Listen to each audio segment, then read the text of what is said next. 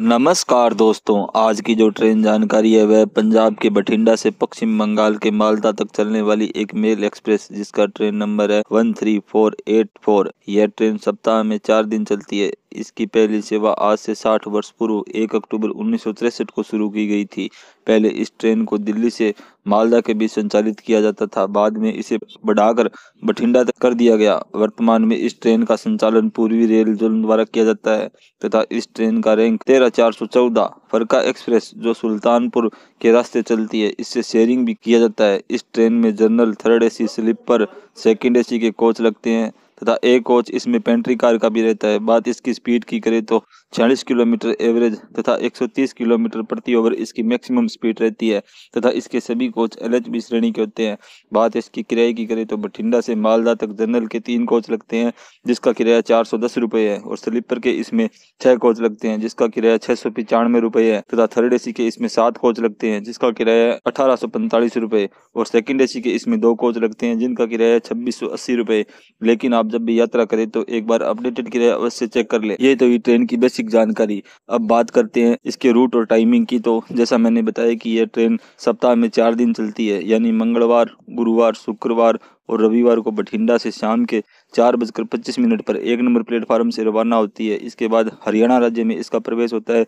हरियाणा के सभी स्टेशनों जैसे जाखल, टोहाना, नरवाना, जिंद, रोहतक, बहादुरगढ़, इन सभी स्टेशनों पर 2-2 मिनट का ठहराव लेते हुए देश की राजधानी दिल्ली जंक्शन रात्रि के 9:25 पर 16 नंबर प्लेटफार्म पर पहुंचती है तथा 15 मिनट यहाँ इसका ठहराव लेता है। इसके बाद इसका प्रवेश यूपी में होता है और यूपी के गाजियाबाद तथा खुर्जा जंक्शन पर 2-2 मिनट का स्टॉपेज लेते हुए मुख्य स्टेशन अलीगढ़ जंक्शन रात्रि के 12:15 पर 2 नंबर प्लेटफार्म पर पहुंचती है तथा 5 मिनट यहाँ इसका ठहराव रहता है। इसके बाद अगला स्टेशन हाथरस जंक्शन पर 2 मिनट का स्टॉपेज लेते हुए मुख्य स्टेशन टूंडरा जंक्शन रात्रि के 1:30 पर 5 नंबर प्लेटफार्म पर पहुंचती है तथा 5 मिनट यहाँ इसका ठहराव रहता है। इसके बाद फिरोजाबाद पर 2 मिनट रुकते हुए मुख्य स्टेशन इटावा जंक्शन रात्रि के 3 बजे 3 नंबर प्लेटफार्म पर पहुंचती है तथा 5 मिनट यहाँ पर इसका ठहराव होता है। इसके बाद भरथाना और कंचौसी पर 1-1 मिनट का ठहराव लेते हुए मुख्य स्टेशन कानपुर सेंट्रल सुबह के 5:40 पर 8 नंबर प्लेटफार्म पर पहुंचती है तथा 10 मिनट यहाँ इसका स्टॉपेज रहता है। इसके बाद उन्नाव जंक्शन पर 2 मिनट का ठहराव लेते हुए अगला मुख्य स्टेशन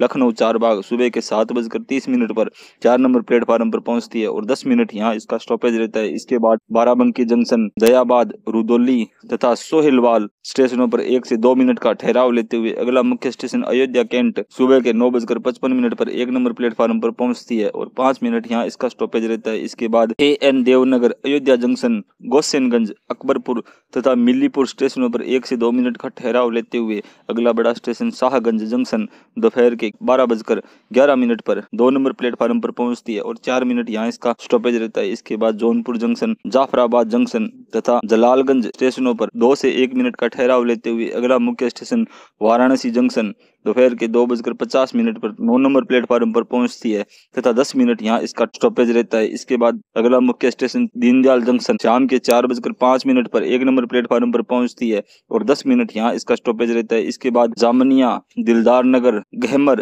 तथा चौसा स्टेशनों पर 2 से 3 मिनट का स्टॉपेज लेते हुए यूपी के लास्ट स्टेशन बक्सर शाम के 5:50 पर 1 नंबर प्लेटफार्म पर पहुंचती है। 5 मिनट यहाँ पर इसका स्टॉपेज रहता है। इसके बाद इसका प्रवेश बिहार राज्य में होता है। बिहार के डुमराव, रघुनाथपुर तथा बिहिया स्टेशनों पर 2-2 मिनट का ठहराव लेते हुए अगला बड़ा स्टेशन आरा शाम के 7:05 पर 1 नंबर प्लेटफार्म पर पहुंचती है और 5 मिनट यहाँ इसका स्टॉपेज रहता है। इसके बाद बिहिता 2 मिनट रुकते हुए अगला बड़ा स्टेशन दानापुर शाम के 7:50 पर 1 नंबर प्लेटफार्म पर पहुंचती है और 5 मिनट यहाँ इसका ठहराव रहता है। इसके बाद बिहार की राजधानी पटना जंक्शन रात्रि के 8:45 पर 2 नंबर प्लेटफार्म पर पहुंचती है और 10 मिनट यहाँ इसका ठहराव रहता है। इसके बाद कुछ छोटे स्टेशनों पर 2-2 मिनट का ठहराव लेते हुए जैसे राजेंद्र नगर, पटना साहिब, फतुआ, बख्तियारपुर जंक्शन तथा बाढ़। इसके बाद अगला बड़ा स्टेशन मोकामा रात्रि के 10:30 पर 1 नंबर प्लेटफार्म पर पहुंचती है तथा 5 मिनट यहाँ इसका स्टॉपेज होता है।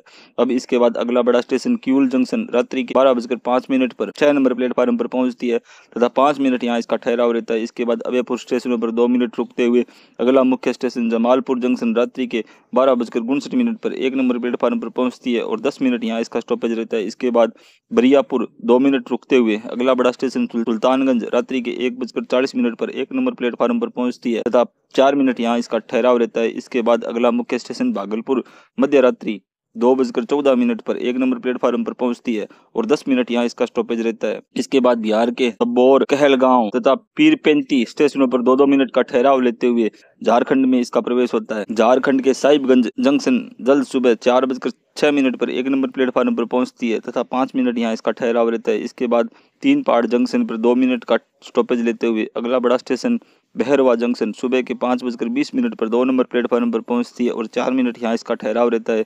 इसके बाद इसका प्रवेश पश्चिम बंगाल में होता है और बंगाल का बड़ा स्टेशन न्यू फरक्का जंक्शन सुबह के 5:45 पर 3 नंबर प्लेटफार्म पर पहुंचती है और 5 मिनट यहाँ इसका ठहराव रहता है। इसके बाद अपने गंतव्य मालदा टाउन सुबह के 6:50 पर 1 नंबर प्लेटफार्म पर पहुंचती है। इस प्रकार यह ट्रेन 68 स्टेशनों तथा 7 राज्यों को कवर करते हुए 1754 किलोमीटर का सफर 38 घंटे 25 मिनट में तय करती है। जानकारी अच्छी लगे तो चैनल को लाइक और सब्सक्राइब करें।